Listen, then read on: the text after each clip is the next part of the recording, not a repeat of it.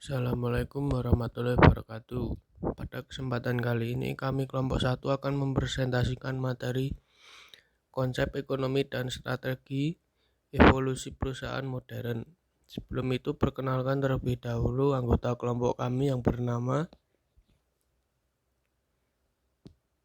Afrisa FT NPM 0121, Erlanda Nova Wibowo NPM 0137, Atina Harin Hayuni absen 0138, dan Adi Sulaiman Toha NPM 0141.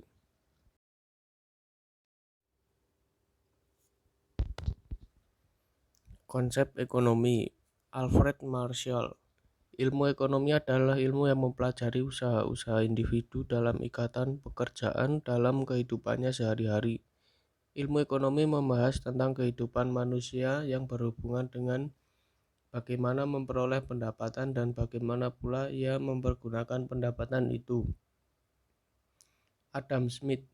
Ilmu ekonomi adalah ilmu kekayaan atau ilmu yang khusus mempelajari sarana-sarana kekayaan suatu bangsa dengan memusatkan perhatian secara khusus terhadap sebab-sebab material dan kemakmuran seperti hasil industri, pertanian, dan sebagainya.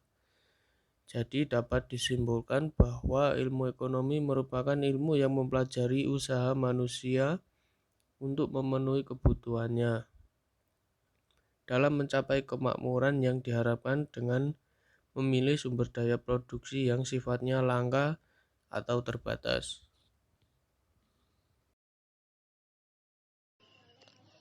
Konsep strategi. Menurut Candler, strategi merupakan alat untuk mencapai tujuan perusahaan dalam kaitannya dengan tujuan jangka panjang, program tindak lanjut, serta prioritas alokasi sumber daya. Menurut Lorne Christensen, Andrews, dan Good, strategi merupakan alat untuk menciptakan keunggulan bersaing.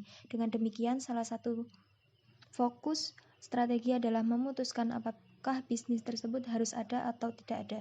Jadi, strategi perusahaan itu adalah upaya perusahaan dalam mengambil kebijakan dan pedoman yang memiliki komitmen dan tindakan yang terintegrasi serta dirancang untuk membangun keunggulan dalam persaingan bisnis untuk memenuhi dan mencapai tujuan bisnis. Komponen strategi operasional yang dibuat untuk mendukung penerapan misi dan strategi perusahaan yaitu sebagai berikut. Yang pertama, strategi kualitas. Perusahaan harus merumuskan secara jelas kebijakan serta prosedur untuk mencapai kualitas seperti yang diharapkan oleh konsumen agar ia dapat bersaing untuk memperoleh keunggulan bersaing. Yang kedua, strategi produk. Strategi produk meliputi biaya produksi, kualitas, dan keputusan penggunaan sumber daya manusia dan interaksi dengan desain produk. Yang ketiga, strategi proses. Faktor-faktor yang harus dipertimbangkan adalah teknologi yang digunakan, kualitas, pendaya gunaan sumber daya, dan peralatan. Yang terakhir, strategi fasilitas. Pengambilan keputusan mengenai fasilitas sangat menentukan tingkat keberhasilan perusahaan. Strategi mengenai fasilitas akan gagal jika perusahaan tidak mengetahui semua peluang untuk meningkatkan efisiensi operasional dan fasilitas yang ada. Slide kelima, perwujudan strategi keunggulan bersaing. Taktik strategi keunggulan bersaing yaitu sebagai berikut. Yang pertama, dynamic high-tech, melakukan inovasi teknologi pada bidang-bidang strategis melalui investasi SDM. Yang kedua, low and stable tech, mengelola brand equity dan reputasi produk dengan menggunakan penekanan biaya-biaya untuk menjangkau skala ekonomi yang lebih luas. Yang ketiga, advanced management skill, menerapkan berbagai teknik manajemen dalam bidang-bidang yang strategis sehingga ada sinkronisasi perusahaan dengan dinamika lingkungan. Yang keempat, production market rationalization, melakukan efisiensi biaya-biaya produksi berdasarkan strategi pemasaran seperti pemilihan lokasi, bahan baku, dan lain-lain. Slide ke-6, tipe-tipe strategi.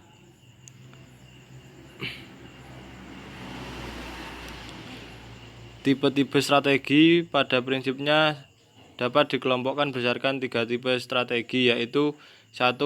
Strategi manajemen. Strategi manajemen meliputi strategi yang dapat dilakukan oleh manajemen dengan orientasi pengembangan strategi secara mikro, misalnya strategi pengembangan produk dan strategi penerapan harga. 2. Strategi investasi. Strategi ini merupakan kegiatan yang berorientasi pada investasi, misalnya apakah perusahaan ini melakukan strategi pertumbuhan yang agresif atau berusaha mengadakan penetrasi pasar. 3. Strategi bisnis. Strategi bisnis ini sering juga disebut strategi bisnis secara fungsional karena strategi berorientasi pada fungsi-fungsi kegiatan manajemen. Perusahaan modern. Seiring perkembangan zaman, mulai muncul perusahaan-perusahaan yang lebih modern dan membawa budaya perkantoran yang sifatnya lebih fleksibel. Jadi, dijelaskan bahwa pada zaman sekarang, zaman yang lebih canggih ini, perusahaan-perusahaan lebih membawa hal-hal baru yang lebih modern lagi dari zaman sebelumnya. Setiap zaman pasti akan mengalami perkembangan-perkembangan dari segi teknologi, komunikasi, maupun transportasi. Perusahaan yang mengusung kantor modern sebagian besar adalah perusahaan yang bergerak di bidang kreatif dan teknologi. Terima kasih atas segala perhatian. Mohon maaf atas segala kekurangan dan kesalahan.